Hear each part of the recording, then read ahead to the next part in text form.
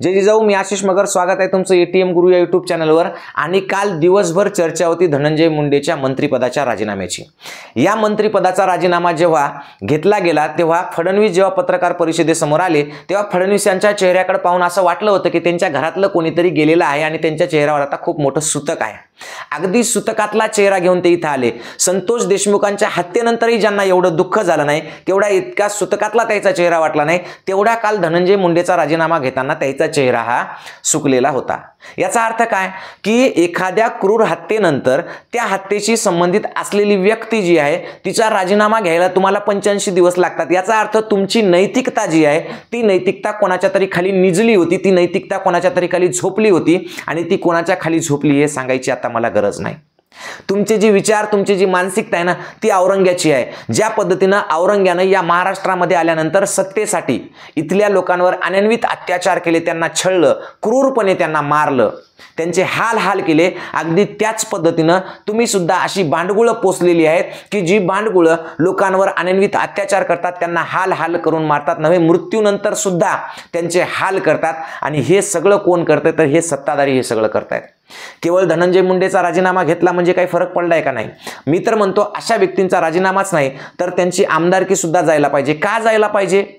कारण त्यांच्या सोबतच्या लोकांनी हे कृत्य केले. जर तुम्ही अशा पद्धतीनं गुंड पोसत असणार आणि त्यांच्यासोबत तुमच्या भागीदाऱ्या असतील, तुमच्या कंपन्या असतील, तुमचे वावर शेतं असतील तर याचा अर्थ स्पष्ट आहे की ते जे काही धंदे करतात त्याला तुम्ही जिम्मेदार आहात. कारण त्यांच्या या वाईट कृत्यातून जो पैसा मिळतोय तो तुमच्यापर्यंत येतोय, तो तुमच्यापर्यंत पोहोचतोय. आणि म्हणून हे सगळं व्हायला पाहिजे. एवढंच नाही तर तुमच्या वाडवडिलांची, बापजाजांची जी प्रॉपर्टी आहे ती सोडून बाकी सगळी प्रॉपर्टी जप्त करायला पाहिजे. मी तर म्हणतो धनंजय मुंडेची, वाल्मिक कराडांची पूर्ण प्रॉपर्टी जप्त करायला पाहिजे.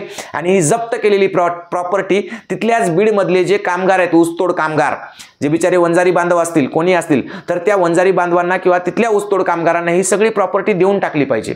कारण ही त्यांच्या रक्तातून, त्यांच्या शोषणातून तयार झालेली प्रॉपर्टी आहे आणि म्हणून ही प्रॉपर्टी तिथल्या बांधवांना दिली पाहिजे. ह्या नीच औरंग्यांच्या ज्या औलादी आहेत ह्या इथं ज्या वाढतायत किंवा ज्या फोपावतायत त्या कोणामुळे? इथल्या राजकीय लोकांमुळे. खरं म्हणजे धनंजय मुंडेचा राजीनामा घेतला त्याच पद्धतीनं अजित पवारांचा सुद्धा राजीनामा व्हायला पाहिजे. कारण अजित पवारांनी त्यांना पोचलं नव्हे तर त्यांना या लेवलला नेऊन ठेवलं की तू कोणतेही कांड कर, मी तुला सांभाळून घेतो इथपर्यंत. अजित पवारांकडे जर नैतिकता असली असती तर तेच असे घुसले नसते बीजेपीमध्ये. आदल्या दिवशी 70,000 कोटीच्या घोटाळ्यांचं वर्णन होतं आणि दुसऱ्या दिवशी तुम्ही सत्तेत जाऊन बसता. म्हणजे इथं नैतिकता नावाची गोष्ट नावाला सुद्धा उरलेली नाही. मग यांच्याकडून काय अपेक्षा ठेवायची? फडणवीस असोत का अजित पवार असोत का धनंजय मुंडे असोत का इथले सगळेच राजकारणी असोत, हे निव्वळ बरबटलेल्या व्यक्ती आहेत. त्याच्यामुळे अशा सगळ्या घटना घडत आहेत. इतक्या क्रूरतेनं घडलेल्या घटनेवर सुद्धा जर 85 दिवसांनी प्रतिक्रिया येत असेल आणि तेही तुमच्या चेहऱ्यावर जर सुतक असतील तर लाजा वाटायला पाहिजे तुम्हाला राजकारणी म्हणून घ्यायला आणि इथला हे राज्य चालवायला.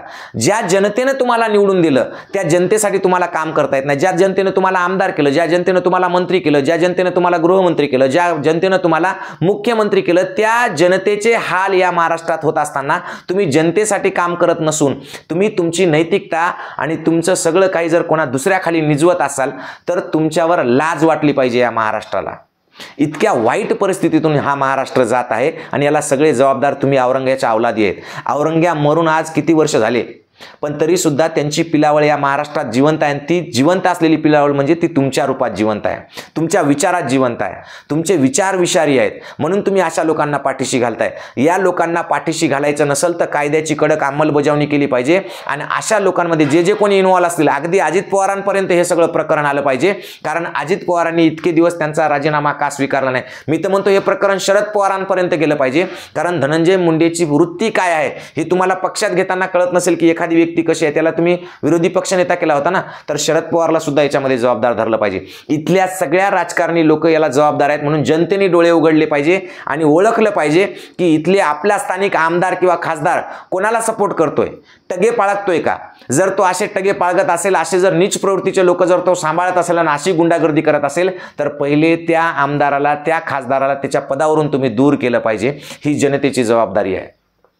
इतकं हाल हाल करून मारलंय त्यांना, इतके मृत्यूनंतर सुद्धा त्यांच्या चेहऱ्यावर लघवी केल्या जाते. म्हणजे हे काय आहे? हे माणुसकीच्या पलीकडचं आहे. आणि हे जे मुतलेले आहेत ना, हे गुन्हेगार जे मुतलेत ते संतोष अण्णा देशमुखांच्या चेहऱ्यावर मुतले नाहीत, तर ते स्वतः इथल्या राज्याच्या मुख्यमंत्र्याच्या तोंडावर मुतलेले आहेत. ते स्वतः इथल्या गृहमंत्र्याच्या तोंडावर मुतलेले आहेत.